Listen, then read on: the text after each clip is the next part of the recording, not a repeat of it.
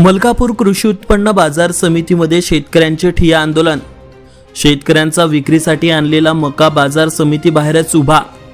किसान brigade शेतकरी संघटनांच्या कार्यकर्त्यांनी शेतकऱ्यांच्या असुविधाबाबत न्याय मागत ठिय्या आंदोलन करत केला निषेध व्यक्त। प्राप्त माहितीनुसार आज दिनांक 15 एप्रिल रोजी मलकापूर येथे सकाळी 10 वाजतापासून किसान ब्रिगेड आणि शेतकरी संघटना यांनी शेकडो शेतकऱ्यांसह ठिय्या आंदोलनाला सुरुवात केली। मलकापूर कृषी उत्पन्न बाजार समितीच्या विरोधात विविध आरोप करत किसान ब्रिगेड शेतकरी संघटना यांनी यावेळी हे आंदोलन केले। बाजार समिती ही शेतकऱ्यांची की व्यापाऱ्यांची असा कडा सवाल किसान ब्रिगेड शेतकरी संघटनेच्या कार्यकर्त्यांनी विचारला। शेतकऱ्यांचे शेतमाल मका बाजार समिती बाहेर आणि व्यापाऱ्यांचा खरेदी केलेला माल बाजार समितीच्या शेडमध्ये असल्याने शेतकरी आणि शेतकरी संघटना संतप्त झाली आहे। शेतकऱ्यांसाठी बाजार समितीमध्ये पिण्याच्या पाण्याची सुविधा नाही, कॅन्टीन नाही, जेवण करण्यासाठी जागेची सोय नाही, लघुशंकेची जागा साफ नाही, शौचालय बंद पडलेल्या अवस्थेत अशा प्रकारे असुविधा आहेत। जोपर्यंत व्यापाऱ्यांचा खरेदी केलेला माल उचलला जात नाही, आमच्या मागण्या पूर्ण होत नाही तोपर्यंत माघार नाही। यावेळी किसान ब्रिगेडचे संभाजी शिर्के शेतकरी संघटना, निलेश नारखेडे आणि रविकांत तुपकर शेतकरी संघटनेचे जिल्हा अध्यक्ष, कार्यकर्ते आणि शेकडो शेतकरी उपस्थित होते। सूर्या मराठी न्यूज साठी संपादक अनिल सिंग चव्हाण, मलकापूर, बुलढाणा।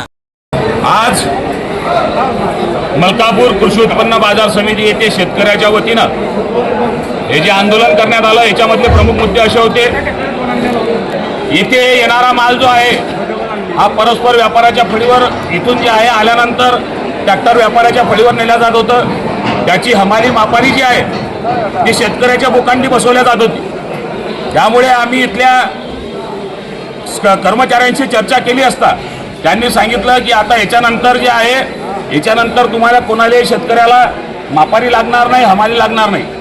इथले जे गोडाऊन आहे त्या गोडाऊनमध्ये व्यापाऱ्याचा माल आहे आणि शेतकऱ्याचा माल जो आहे तो शेतकऱ्याचा माल उन्हात, शेतकऱ्याचं ट्रॅक्टर उन्हात आणि व्यापाऱ्याचा माल गोडाऊनमध्ये आहे। आम्ही स्पष्ट शब्दात वॉर्निंग दिली, हा माल जर उचलला नाही तर हा माल आम्ही ट्रॅक्टर सुद्धा आणलेला सोबत, हा माल आम्ही सगळे शेतकरी उचलू। पण त्यांनी सांगितलं की हा माल उचलण्याचं आम्ही लेखी स्वरूपात आश्वासन जे आहे तुम्हाला देतो, हा माल आम्ही एका दिवसात उचलू। त्याच्यानंतर इथं कॉटन मार्केटमध्ये शेतकऱ्याला प्यायच्या पाण्याची व्यवस्था नाही, त्यांनी सांगितलं ते सुद्धा करतो। इथला जो काटा आहे कॉटन मार्केटचा हा काटा चालू होईल आणि याच्यानंतर जे काही माल मोजला जाईल तो कॉटन मार्केटच्या काटावर मोजला जाईल। त्याच्यानंतर शेतकऱ्यासाठी इथं लघवीची, संडाची आणि कॅन्टीनची व्यवस्था सुद्धा करण्याचं लेखी आश्वासन हे जे आहे प्रशासन, कॉटन मार्केट प्रशासन द्यायला तयार झालं आहे। याच्या माध्यमातून मी एकच सगळ्या शेतकरी बंधूंना आवाहन करतो, आम्ही सर्व जे आहे, मी बुलढाणा जिल्हा किसान काँग्रेसचं काम करतो, हे जे आहे राजू शेट्टी साहेबांच्या शेतकरी संघटनेचं काम करता, आमचे अमोल भाऊ आहे, आमचे सगळी मंडळी सोबत आहे।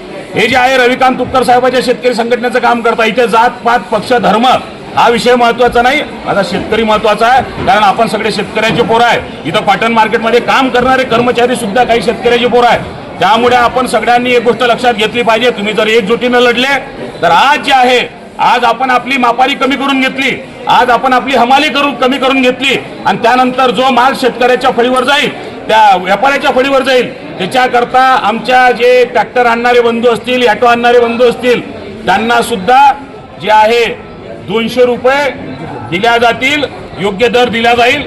ह्या गोष्टी ज्या आहे त्याच्यानंतर पुढचा विषय, एक मुद्दा आमच्या शेतकऱ्यांना लक्षात आणून दिला, तुम्ही इथं मालाची हराशी करसाल आणि तिथं गेल्यावर म्हणसाल की बाबा त्याचं माउचर कमी आहे, तर आमचा शेतकरी ऐकणार नाही। इथं तुम्ही टालीमध्ये 10 मिनिटं हराशी करा, त्या गुळातला माल काढा, पण जो माल इथं ठरला, जो भाव ठरला तो भाव शेतकऱ्यासाठी कायम राहील। शेतकऱ्यांनी अशाच पद्धतीने एकजूट दाखवा। एकजूट जर आपण दाखवली तर प्रशासनाला, कॉटन मार्केटला आपल्या समोर झुकावं लागते, याचं जिवंत उदाहरण हे आहे। म्हणून सगळ्या शेतकऱ्यांना एक विनंती आहे की सगळ्यांनी याच्या पुढे जे आहे आपण एकजुटीनं लढलं पाहिजे। जात पात धर्म पक्ष विसरून आपण शेतकऱ्याची पोरं आहे एवढं समजून सगळ्यांनी एका जागी या आणि लढत राहा, एवढं आवाहन करतो, थांबतो। धन्यवाद, जय हिंद। कालच आपल्या इथं भारतामध्ये डॉक्टर बाबासाहेब आंबेडकरांची जयंती साजरी आहे। संविधान असं सांगते की प्रत्येक नागरिकाला जगण्याचा अधिकार आहे, प्रत्येक नागरिकाला योग्य तो त्याला सन्मान मिळाला पाहिजे। पण मलकापूर कृषी उत्पन्न बाजार समितीमध्ये इथे कुठंतरी पाणी मोडतंय असं शेतकऱ्यांच्या लक्षात येत आहे। वारंवार इथं आम्ही आंदोलनं करतो, वारंवार निदर्शनं करतो, पण अजून पण इथं शेतकऱ्यांना न्याय मिळाला नाही। आज सकाळपासून शेतकऱ्यांचे फोन आले की मक्यामध्ये बऱ्याचशा प्रमाणात लूट चालू आहे. परवाच पेपरला बातम्या आल्या, आज लूट झाली, शेतकरी एकत्रित झाला, सचिव आले, पण अजून बाजार समितीचे संचालक आणि अध्यक्ष आले नाही. म्हणजे संचालक आणि अध्यक्ष हे शेतकऱ्यांनी निवडून इथं दिले, इथं बसवले, काय तर शेतकऱ्याच्या समस्या सोडवण्यासाठी. पण दुर्दैव असं आहे आपलं की आपल्या समस्या आपल्याला सरकारसोबत भांडावं लागतं, म्हणजे सचिवांनी यांच्याशी भांडावं लागते, बरोबर.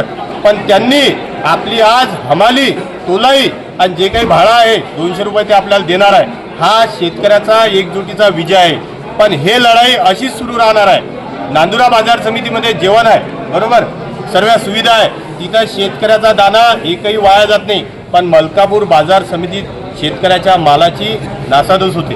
हे कुठंतरी या बाजार समितीचं दुर्दैव आहे, अध्यक्षाचं दुर्दैव आहे, संचालकाचं दुर्दैव आहे. म्हणून आम्ही आज ठाम इशारा देतो शेतकऱ्याच्या वतीनं की इथं जर कधी शेतकऱ्याला योग्य पाणी, जेवण, बसायची व्यवस्था आणि जर कधी सुखसुविधा दिल्या नाही आणि जर कधी येत्या काळात शेतकरी लुटल्या गेला तर ही लढाई याच्यापेक्षा तीव्र करण्यात येईल, हे आम्ही ध्यानात ठेवावं.